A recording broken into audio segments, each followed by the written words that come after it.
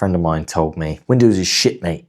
You should use Linux, or he said something along those lines. It took me 11 years, but Mark, you were right. This is me installing Nobara on my main PC. It's not a test machine, it's not the home server, it's my main computer, man. If I fuck this up, that'd be it. Right, let's start with the obvious. I mean, obviously Microsoft have been absolutely off their fucking nut recently. I mean, whether it be security or privacy concerns, or whether it be things crashing, it doesn't matter.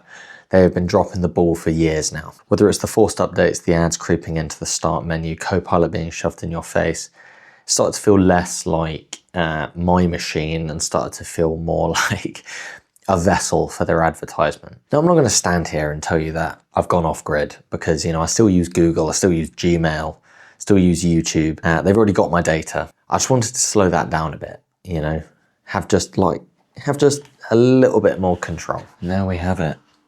It begins.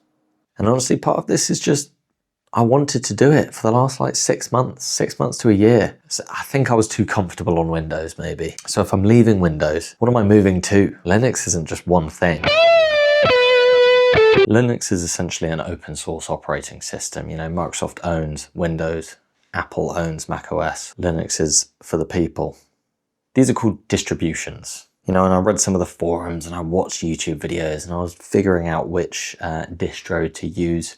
There's so many. Do you know what I mean? Here's a few that made the shortlist. I'm not going to go into each one. I'm barely going to explain it. Rocky Linux. This is supported by DaVinci by default, I think. I think it's listed on their website. Then you got Linux Mint. This is kind of widely regarded as the most beginner-friendly distribution that there is.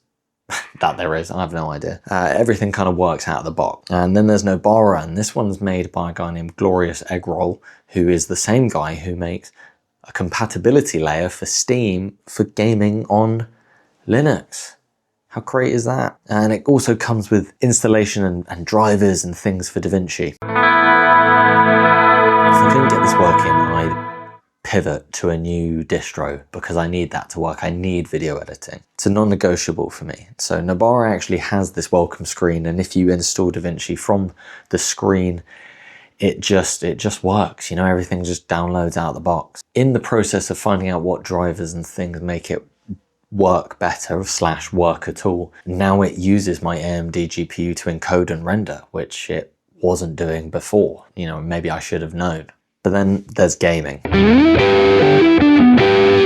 Baldur's Gate running. Still going to get to the end of that. That's definitely still happening. Been playing that game for over 2 years now. Forza Horizon 6 just out. There's been some stuttering issues. I think it's been fixed, but it runs okay for me, so that's all good. You know, is every game going to work? No, it's not. You're going to run into issues. As I said, I still use Gmail. I don't like the privacy thing about Gmail. Reading through everyone's emails, that feels dodgy to me. I've got to type in a password to open up Google. That was just automatic. Linux generally, you have more control over the privacy and how much stuff is being sent to and from your computer. There's no data being fed. Well, I mean, there still can be, don't get me wrong. But there's less.